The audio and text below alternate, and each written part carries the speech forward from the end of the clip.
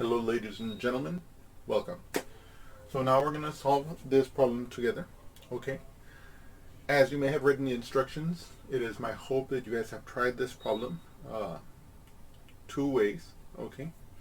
And if you haven't tried it yet and you just want to watch this as an example, that's okay, but I really hope you give yourself a shot to try it first, even if you get it wrong, okay? And if you get it right, well, all the better. But if you get it wrong, that's okay too, because then in comparison to the way I'm going to do it, you'll be able to learn. Okay. In any case, let's begin. Okay. So let's first read this problem. Let's read it at least twice to see what's going on. I want you guys to read it twice, and I'm going to read it once out loud for us. Okay. So if Katherine exceeds John's weight by 58 units, and they together weigh 408 units, how many units does Katherine weigh? Okay, we have two unknowns here, right? We don't know how much Katherine weighs. We don't know how much John weighs. Now, we do know that these two weights are related to each other in the sense that Katherine's weight exceeds John's weight by 58 units. Okay, so therefore we know that we'll be able to write one of the weights in terms of the other, irrespective of who we choose to, irrespective of whose weight we choose to denote by a variable.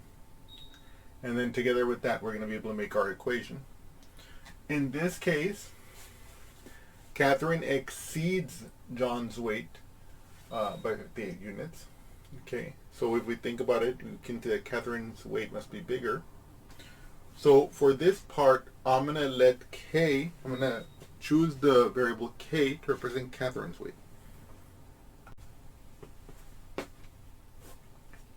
Now, if k represents Katherine's weight, and Katherine exceeds John's weight by 58 units, then if you think about it a moment, how would we get John's weight? K minus 58, right? So this expression here, k minus 58, will represent John's weight. Okay. Now, whenever you're trying to solve a problem like this, I want you to do it the way I'm doing it here, in the sense that I'm first stating what my variable is going to represent, my first variable is going to represent. Then I'm building up little by little, considering the criteria that they're telling me about the different variables that come out in the problem, the different unknown quantities that come out in the problem. We're taking those data little by little to build up the expression that we're going to need, or the expressions that we're going to need to form the equation. So now we have an expression for Katherine's weight, namely the variable itself k. We have an expression that represents John's weight, this expression here, k minus 58, because again, John is 58 units less than Katherine, and they together weigh 408 units. What does that mean? That means if they together weigh 408 units, that means you better not put them in an elevator that has a rating of 400 units, right?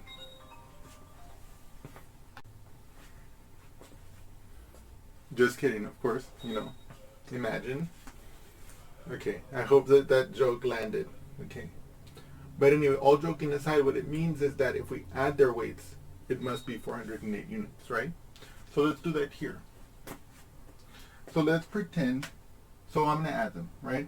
K, the weight of Katherine, plus the weight of John, k minus 58, must equal 408. And look at this. We have now translated and distilled this word problem. We didn't know, and to this moment, we don't know how much Katherine weighs. We don't know how much John weighs. But this equation accurately captures the information of the problem in such a way that we will be able to find out how much Katherine weighs and how much John weighs. Okay, so now that we've solved it, by the way, this is one of the big things that I want you guys to learn from these examples and why I'm putting so much emphasis in this. A problem like this, you might be able to play around with some numbers and solve it, right? You'll find the numbers that work.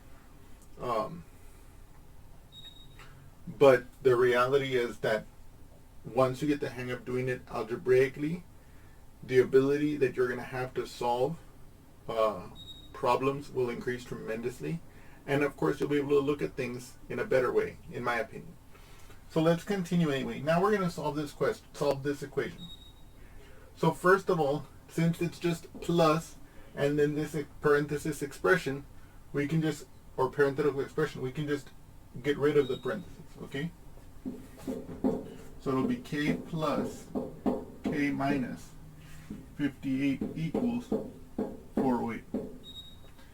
Now, I want to be clear here. I want you to observe here how I did in fact put the parentheses when I was adding them together, right? Because this expression, the k minus 58, represents something in and of itself, namely John's weight.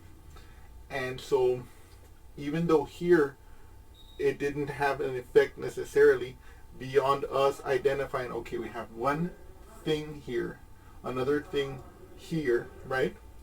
It didn't have much more effect than that. But in future problems, we are going to need to know. We're going to need to know. We're going to need to be aware, and we're not going to.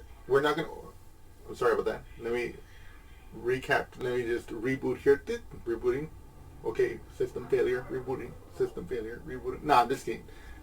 But basically, in this case, writing the parenthesis is just a good habit. But in other situations, if we had not put the parentheses, we would be liable to make a mistake. For example, what I'm about to write here has nothing to do with our problem, but I just want to show you, like for example, if we had something like 3 plus 4 times, let's say, x minus 5 equals 3, in some other problem, in some other context, you can see that if we did not put in this parentheses, if we had instead written 3 plus 4 x minus 5 equals 3, you can see that this is not going to be the same as this. Because you see here, I'm going to have to distribute this 4. And here, there's no need to distribute the 4. These are two different expressions. And so whereas here, this left-hand side is basically just in need of simplification. Right, this top one is just in need of the simplification of the 3 minus 5 to bring its left side into simplified form. So for example, that would become 3 minus 5, that's going to be negative 2 plus 4x, let's say, equals 3. But this bottom expression is different. When we distribute this 4 here, we're going to get 3 plus 4x, because 4 times x, minus 20, because look at this, I have a 4 times a negative 5, that's minus 20, and then equals 3. And then when we combine these two, 3 minus 20, because they're like terms, that's negative 17, plus the 4x equals 3. So you can see that if we look at these two expressions, the only thing that was missing was the parentheses around the x minus 5, right? And you can see that we get a vastly different simplified left-hand side. And you can tell that these are not going to have the same solution. And so even though, so again, I just want to belabor this habit of bringing over your expressions in a parentheses into your equation. Even though here it didn't make a difference, I want you guys to have that habit so that like something like that doesn't happen and you don't make a mistake like that. Okay. Mistakes will always happen. We're human. We're not perfect. But we want to minimize the mistakes as much as possible. In any case, now let's continue with this problem. What is k plus k? That's 2k. So I have 2k minus 58 equals 408. Okay? Then I'm going to add 58 to both sides, right? Like this. And I get 2k is equal, what is 8 plus 8? That's going to be 16. I'm going to carry the 1 here. 1 plus 0, that's 1. Plus 5, that's 6. And then I bring the 4 down. So I get 2k equals 466, right? And now I want to ask you a question. If I have a number and, a number and a variable, a number and a letter representing a variable next to each other, what arithmetic operation does that represent?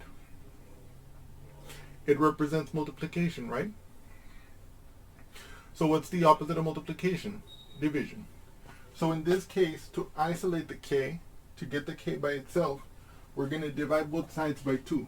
So that'll give us the following calculation. We're going to divide by 2 on the left. We're going to divide by 2 on the right. That's going to give us on the left, the 2 divided by 2 is 1. So I get 1 times k, which is just k, equals 466 divided by 2. So now I use my long division. 2 goes into 466. How many times? We ask ourselves, how many times does 2 go into 4?